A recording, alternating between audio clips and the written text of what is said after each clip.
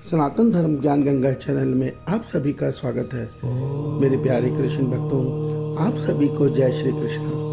मेरे प्यारे कृष्ण भक्तों, आज हम श्रीमद् भगवद गीता से अध्याय 6 के श्लोक 46 को भगवान श्री कृष्ण जी की कृपा से सरल रूप में समझने का प्रयास करते हैं।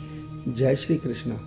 मेरे प्यारे कृष्ण भक्तों, श्रीमद् भगवद गीता के अध्याय 6 के श्लोक 46 में भगवान श्री कृष्ण जी अर्जुन के माध्यम से हम संसार के मनुष्यों को बहुत ही महत्वपूर्ण संदेश दे रहे हैं। आइए इसे ध्यान से सुनते हैं।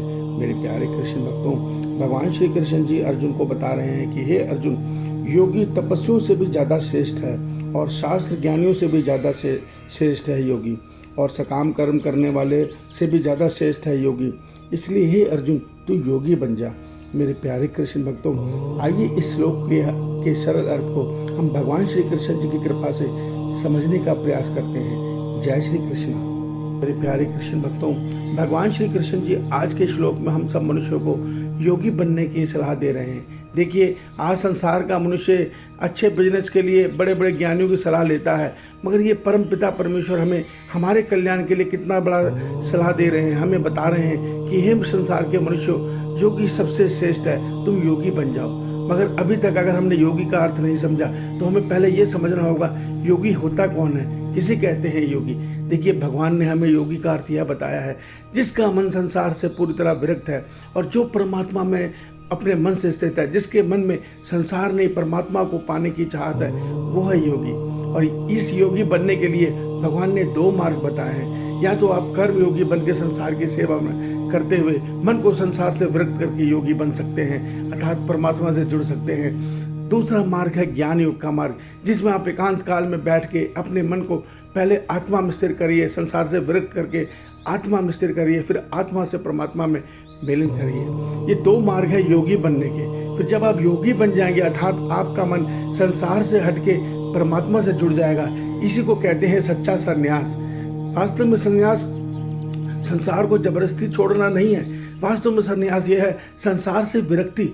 जैसे हमें कोई चीज़ अच्छी नहीं लगती तो हम उस चीज़ की तरफ आकर्षित नहीं होते, ठीक इसी प्रकार जब हमें संसार से विरक्ति हो जाएगी तो हम संसार को अनासक्त भाव में जीवन को जिएंगे।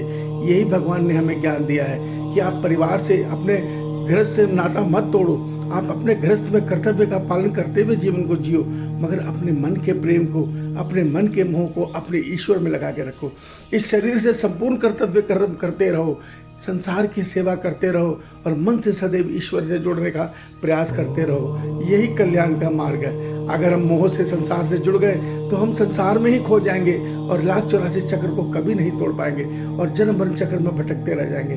तो भगवान ने हमारे कल्याण के लिए हमें अध्याय 5 तक कर्म योग का और अध्याय 6 में ज्ञान योग के माध्यम से योगी बनने का मार्ग बता दिया है। जिसको कर्म योग की साधना करनी है, भगवान ने हमें यह भी बता दिया है कि कर्म योग और ज्ञान योग के मार्ग में योगी बनने के लिए कर्म योग का मार्ग ज़्यादा सरल है, ज़्यादा सुलभ है। अब हमारे हाथ में है, हम दोनों में से कौन सा मार्ग लेते हैं। नहीं तो हम सकाम कर्म करते हुए संसार में जन्म मरण चक्र में भटक रहे हैं, भटकते रह जाएंगे। मेरे प्यारे कृष्ण भक्तों, एक सत्य को समझिए। आज के श्लोक में भगवान कह रहे हैं योगी तपस्वियों से भी श्रेष्ठ है, योगी सकाम करने वालों से भी श्रेष्ठ है। देखिए, तपस्या रावण ने भी की थी। सकाम कर्म दान पुण्य हर मनुष्य करता है, पर जब उसके अंदर चाहत संसार होती है तो वो कर्म छोटा पड़ जाता है। पर योगी की चाहत केवल परमात्मा प्राप्ति होती है और ये सबसे बड़ी सिद्धि है। इससे बड़ी सिद्धि और हो ही नहीं सकती। इसलिए भगवान ने योगी को सर्वश्रेष्ठ बताया है। इस सत्य को समझिए। ईश्वर आप सबका कल्याण करे। आपका दिन शुभ हो। जय श्री कृष्ण। जय श्री कृष्ण।